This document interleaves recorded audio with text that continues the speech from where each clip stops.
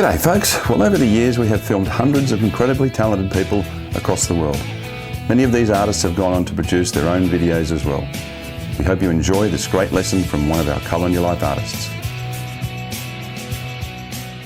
I want to thank Graham Stevenson and his crew at Put Some Colour in Your Life for giving me this opportunity to bring to you on his channel a 3-part painting of a landscape in oils.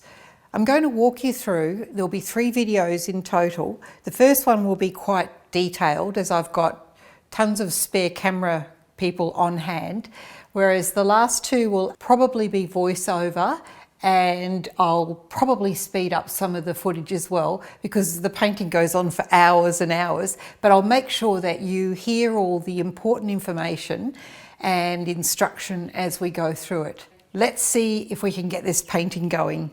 Something I learned really early in my career as a painter was that if I put a story or an element of a story into my painting, that work had far more appeal with the viewers than if I didn't. And it became apparent fairly quickly. The reason it was easy for me is because I actually was quite a storyteller from when I was a little child. I thought in stories, I dreamed in stories, so it wasn't hard for me to actually surrender to that obvious blaring fact that people liked stories in their paintings. And it surprises me that more artists don't put narrative into their work. Anyway, they're the mysteries that be, so let's get on with this painting. What I'm going to do, and I don't always do this, is I'm going to speed this oil painting on canvas up with an acrylic base, and it's completely fine to put acrylic underneath your oil paintings, just as long as you remember to make sure that they're bone dry before you put the oil paint on top. I've got a lot more on that in my oil painting workshop on the stability factors. But before I put my acrylic on, I want to just give myself a really rough guide with charcoal as to what the composition is and where it's going to land on the canvas. One of the very important factors about developing a painting right at the very start is put a little bit of thought into the composition. And I like to stick to a few basic rules. One of my favourites, and it's a no-lose one, is the rule of thirds. And the idea is basically what you do is you divide your canvas up into thirds. 1/3, 1/3, 1/3, and the same across into a grid. And you can just do it by eye. You get very used to knowing it. The rule of that is to actually put points of interest in those places. Because I'm going to paint a little landscape with water in the front and a boat with a man and a dog, which will create the story, I'm going to actually give all the elements a sort of an equal value. One of the things to avoid is to put your horizons right in the centre at the halfway mark. That usually, it doesn't quite give any tension in the work. In my case, I'm going to get the charcoal and map it out. I've already given myself a few ideas, and then I'll fix it and with some fixative, and then I'm going to go in with the acrylic. So let's get going. So I'm just going to have, I've worked out that my third points are about there, and I think I had one here, and here, and here. So that's the thirds. So I'm going to put a lot of tension around here on this spot here, which is actually going to be where my boat is. And I only need a very rough, this isn't going to be a perfect, realistic painting. I don't want that. I just want it to be characterful, just a little man, little classic image that I do. I don't like doing the same painting over and over again. It's just not my thing. But for the sake of demonstrating, I've picked an idea that I know will be popular. So I'll just put a little dog there. That's the activity that's sitting in that little third quarter. Now I think I'm going to have my waterline about there, right? So not halfway. I'm going to have a bit of landscape in the back. So this is going to be water at the front, a bit of landscape here, just fading back, and this is the other third, and I'm just going to put my mountains. You don't necessarily put an object on every third. That's sort of not what to do. But as it turns out, that sits at about a third. I'm going to have a lovely big tree here to counterbalance. So then I'm working with some other compositional rules, and again, I go into them in detail in my landscape workshop, but this one is the steel yard idea or the counterbalance. So I'm going to have a big shape here, just a rough sort of drawing of a tree, if you like, and it'll have some blah blah up there. And then I'm going to have that sort of little aspect here. I might just put a little barn or something in the background. That will just give it a bit of perspective. So I'm just going to draw a rough. I'll see. Again, sometimes I put things in and then I move them because they don't look right when I'm doing it. I just feel like it needs maybe a little shape of something there. Sometimes I put shapes in, I don't know what they're actually going to be. I mean, logic dictates what it might be, but it feels like I need a bit of weight there. All right, so that's me just mapping out a rough idea because the bulk of the work will be done with the paint. What I'm doing here is actually mapping out the key areas for the composition so I don't forget and end up with everything all cramped down here or up here in the middle. I just think that if you get your rules down first, it helps set you up and gives you more freedom as you're going through and painting. And I've just got some fixative here, just a workable fixative, not a varnish. Fix that a bit. Make sure it dries before you put the acrylic paint on. So I'm just going to do this fairly quickly, this section, because the bulk of the workshop will be focused on the actual oil painting. I've just put some acrylic paint on my palette here. I'm going to use a great big brush. I usually use a bigger one than this. This is just a paste brush, but you can use a house brush or whatever. The bigger the better, I find, because it stops you fussing around. You don't want to fuss around. This is actually meant to be quite loose and flowing and, you know, dripping water and all the rest of it. So I'm going to zoom through this. The idea of doing this underpainting is that it gives you it's like a lovely warm tone underneath the oil. And I'm just going to be using a combination of Indian yellow, it's a red, gold, sienna and other bright colours. I'll put them in the materials list, so don't worry, you'll be able to follow along. In my other Colour in Your Life workshop, I went through this process as well, so you can have a look at that. Just search my name on the Colour in Your Life YouTube. Just make sure that you don't fuss with this. Keep it very loose. The bigger brush, the better. And slop it on because the idea is to get it done fast. All right, that should do. Okay, so I'm just going to go and put that outside to dry, and then when that's dry, bone dry, I'm going to come in and we're going to get cracking into the oils. All right, we're ready to get started on the oil painting. I just wanted to show you something that I thought about just when I was getting the acrylic dry. This is all I used when I was planning the painting, a tiny little thumbnail. It really is all you need. It's just so small, and it was just mapping out the ideas. One of the great things is when you're not doing, not trying to do realism, you should put more weight on composition really, because then you can take license with your mad ideas, especially with narrative ideas. If you get the composition right, it'll probably work out pretty good. So let's get started. I've got the sky first. That's what I'm going to do. I'm going to try and work down the canvas. I'll probably fast forward now and again to keep us rolling. So let's start up the top. My palette, I've just squeezed out some colours. I'm going to put those colours in there. Phthalo blue. I've got some Payne's grey and a couple of magenta colours, pinky colours. Again, they're going to be in there, and some white. I use Liquin, which is a fabulous fast-drying medium, and I'm going to blob a big blob of it right in the middle. I'll probably go through all of that. I use quite a lot of it. So the first thing I'm going to do is mix up a little bit of, the Payne's grey actually doesn't need much medium. As you can see, it's quite loose. And I'm going to dive straight in. I go into more detail about how to paint cumulus clouds in my cloud workshop, which is very specifically about painting these clouds. So picking up a whole load of it, and I've actually just pencil drawn some cloud shapes. You probably can't make out what's going on here, but that's why I've got my little pen sketch down there to remind me.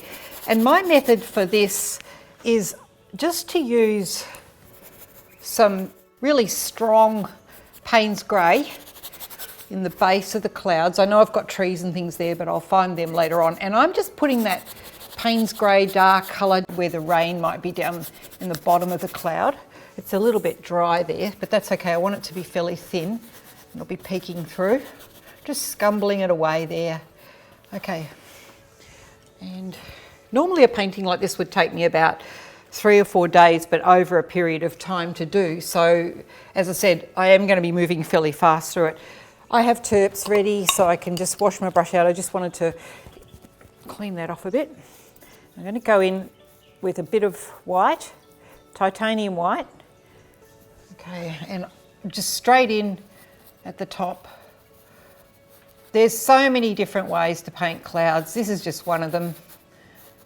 And it's because we're in a hurry.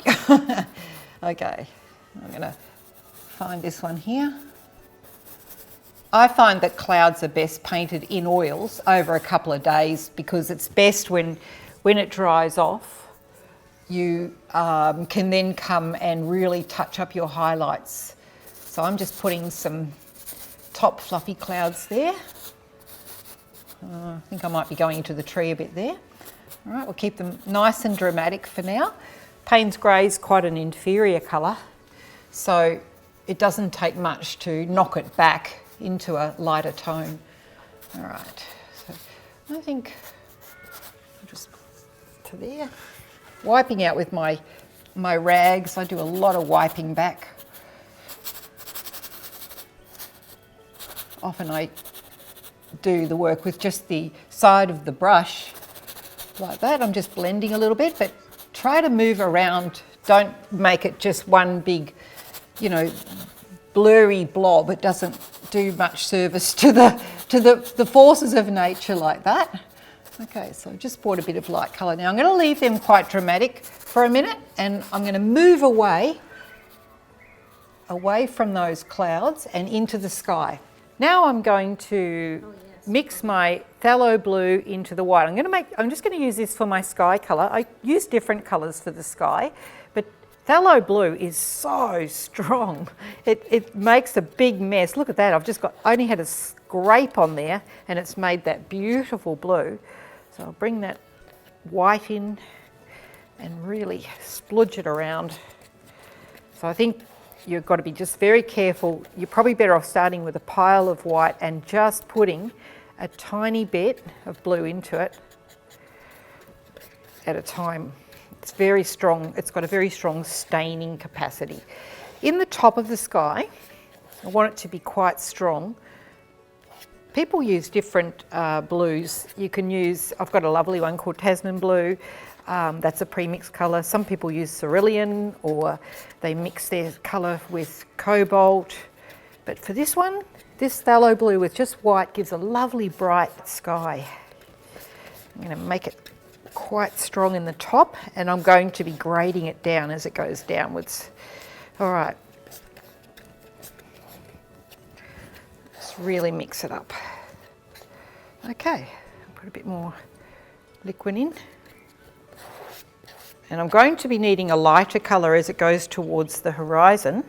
So I might as well just mix a bit of that over here at the same time while I've got everything moving. So I've got 2 little piles of paint.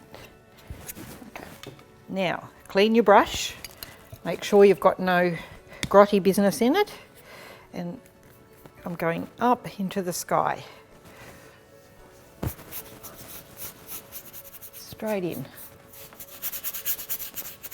Just loosen it up with liquid as you need. This is a very bright blue. As you can see, it's a quite happy, fun blue.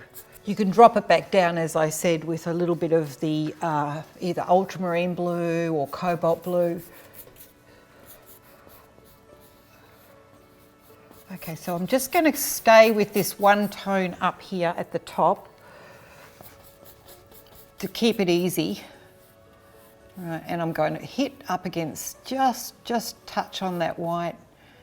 It's going to look a bit cookie cutter to start, but don't worry, we'll fix that up when we come back to it from the cloud back into the sky.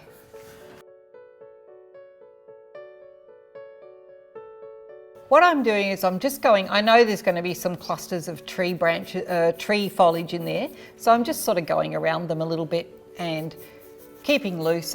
I'll pick them out later on.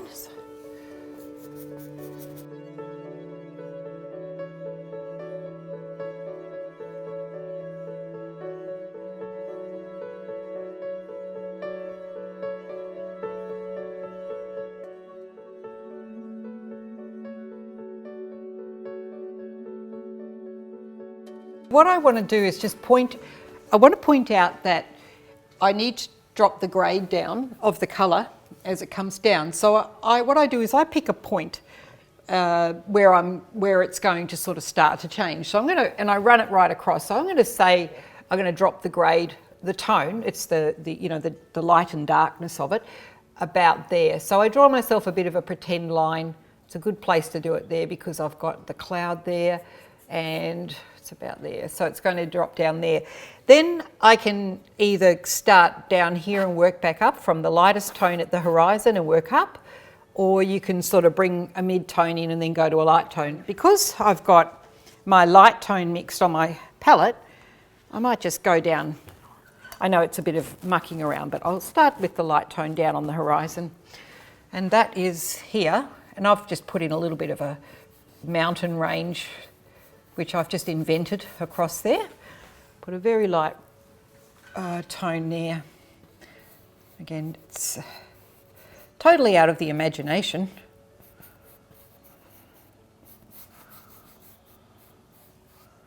Okay.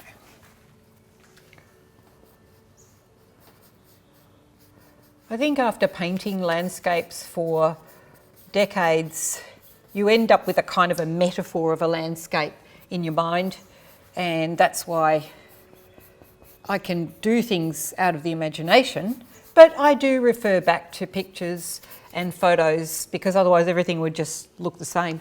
That's the brightest light, and now I can just bring in a little bit of the next one, the darker colour, and start to ease it up. I have actually got some clouds in here. I'm just going to go, because they're cumulus, they kind of flatten out as they go off into the distance. Just bringing in a little bit of the darker colour. And because I'm using this paint quite dry, this isn't thick, this paint. Remember, I've got that lovely yellow underpainting there, which actually makes it even warmer. So I'm pulling in some of the darker into there as I ease it up, using the back of the brush or the side of it to sort of scumble. You'll be able to hear that scruffy sound as I scumble my way up. Now it might be a little bit thin, but it's only one colour. It's only white with phthalo, so I can easily come back in another layer later on and darken it. But I kind of like the warm colour glowing through. I could have put those clouds in, but now let's just take it up a little bit further and bring in a bit more of the darker tone of the phthalo blue and bump in underneath that cloud. What have I got there? I think that's a bit of a tree there. Just hit up there, but just make sure when you're bumping into the dark tone when it's all wet that you don't mix it all up yet. Just hit it and get out. Otherwise you'll end up with no actual differentiation between your blue and your cloud. We will be blending it a little bit. I've sort of lost my tree there. I think it goes up here. All right. If you wanted to, you could just have 3 blends, 3 tones of your blue on your palette if it makes it easier for you. Just depends on how much sky you've got. The idea is to keep working across the canvas. I've just got tree foliage there. Just because if you're working across it, you're taking the tone up gradually. So I'm just bringing the 2 together.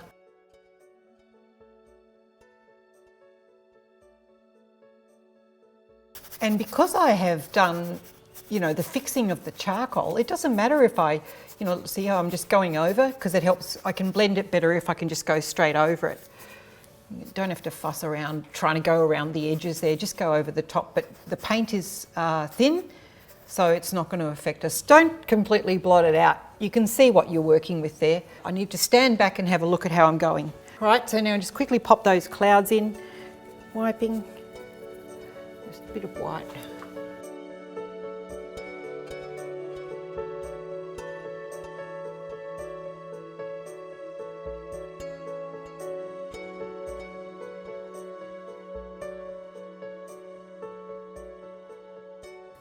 So just going to hit that back up again now, because we're doing this in one session. I would definitely not come back at this without this drying a little bit.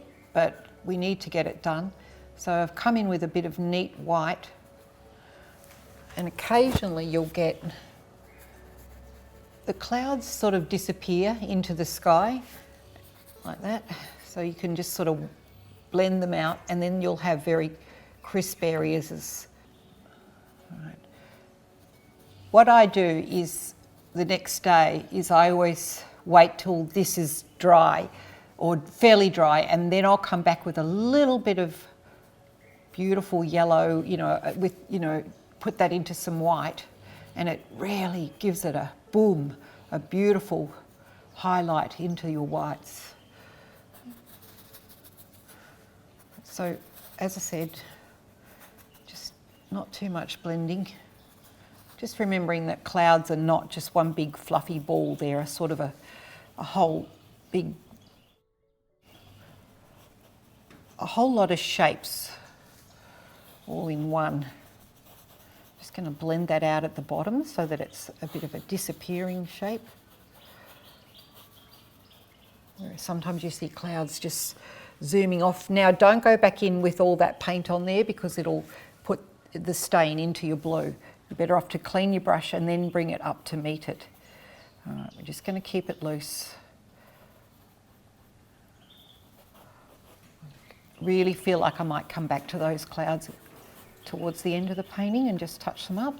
But that gets us started. That gives us a good head start. Right. Now I want to mix this colour in the background, and it just, mountains are different colours. So I'm going to go over to my palette and I'm going to just mix in, I've got some, where is it? Where's my ultramarine blue? Completely can't see it. So I've got some ultramarine blue, and I just love ultramarine. You can just fall back on it for everything. And I guess I might need to clean my palette up in a minute. So I'll just mix a bit of that and a bit of alizarin crimson and a bit of white. Sometimes a really nice thing to do in your background, oh, that's a bit sloppy, in your background hills is to actually add in a little tiny bit of olive green, and it just dulls it down a little bit. I love olive green. It's in Artist Spectrum. It's one of my favourites. Sometimes in the Kimberleys, the background in the northwest of Australia, the background hills were actually this luscious cobalt blue, just pure cobalt blue. So beautiful, hard to imagine. All right, so now they're not going to be just one big blob.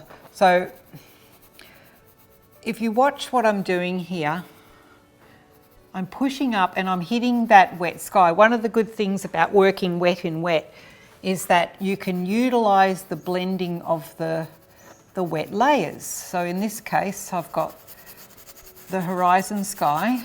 I'm just scrubbing into it, and you're going to have a little bit of sort of lost and found there, as you would if you had a mountain range. It's nowhere in particular, it's just an idea, as I said before. Lost and found, something big there. It's got to make sense, so just blur your eyes as you're making it. And that sort of brings in different tones because some of it's picked up the light colour. And then I pop in a little bit darker. So I'm grabbing a bit of neat ultramarine blue, and I'll just sort of pop a bit of that in there with some olive green.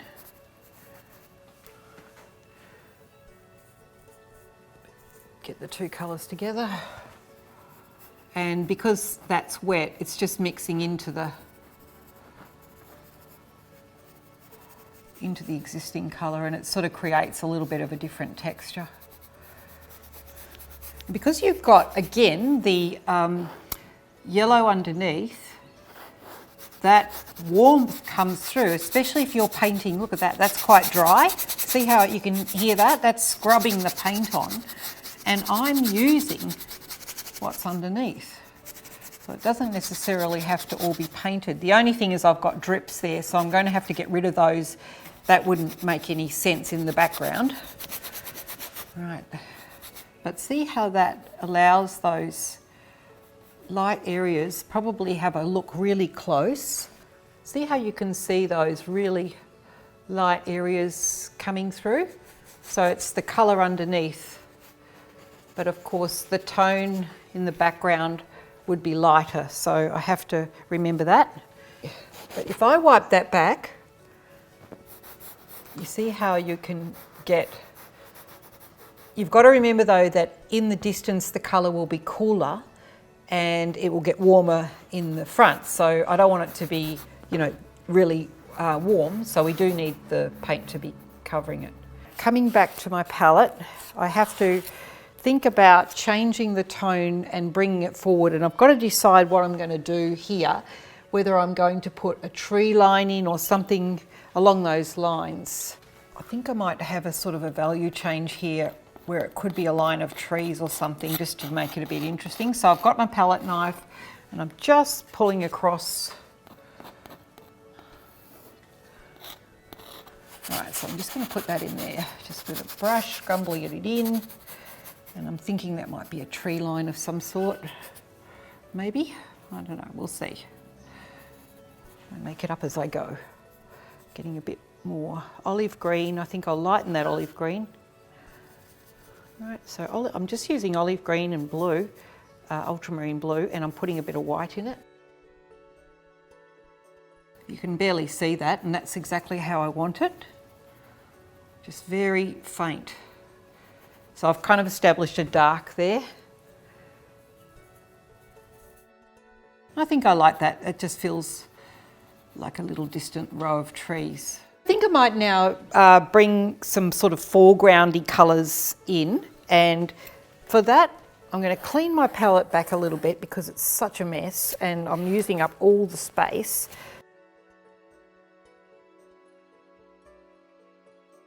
And I'm going to mix up, I need lots of titanium white. And I think I'm going to use some raw sienna on the side. And I always use my trusty red gold, Australian red gold. Again, that's an Artist Spectrum colour. Olive green, sap green's probably going to work as well. Okay, now I'm going to do a bit of fun mixing. I'm looking for a light tone in the background for, say, some grasses in the background. But I want a little bit of that faded look, so I'm going to bring a tiny bit of that bluey colour in. Yeah, that's better. I wanted it to be really bright.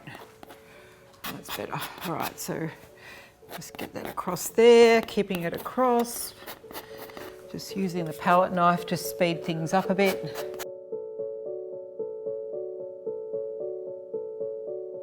The trouble is if you just plaster it on like that, it ends up flat, so I don't want that. That's too sharp there, so just pull that out. Again, too sharp. There we go.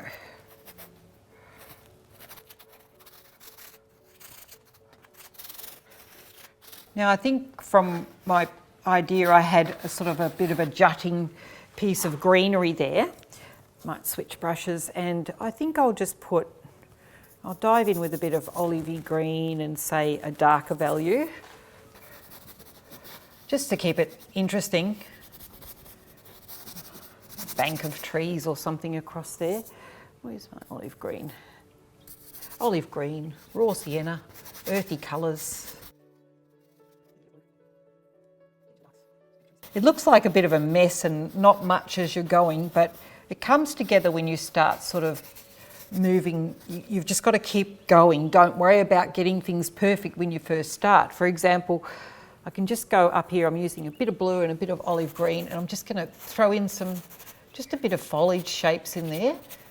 And I know it looks like a big blob, but don't worry, because I can come and pull out some of the blue shapes later rather than fuss with them now. And that's why it's always good to do it over a couple of days if you can. But you can get around it. We'll see how we go when we get there. Okay, so just putting a bit of shape, as I've got that on my brush anyway. Olive green's great. So now I'm really just using the the two colours, the ultramarine blue and the olive green, like a lot. Actually, you know what? I might even just put some in here because I'm definitely going to be using it down there in that area. So this is going to be the bank of the river or whatever it is. And trying to see what I've got there shape-wise. It's kind of like blocking in the values and it all starts to make sense. Don't get overwhelmed. It feels like, I think a lot of painters when they're first starting out, they want to sort of get it perfect right at the beginning, and that just isn't how it works. Well, it might be for some, but it doesn't work for me like that. And I think after you do enough paintings, you sort of get the confidence of going, I know this is a bit messy right now, or it doesn't look right, but it's just paint. You can go over it, or you can wipe it off. What have I got there? Olive green. Get some nice darks in there. And remember, one of the great things about this is, I want to show you, is that you can actually wipe out, you see. So you could, wipe in some branches or something like that. That's while it's wet. Okay, so I think I perceived that I had some more foliage in here. Just coming in there, and I might have a little space there. I need to bring some fast action in here.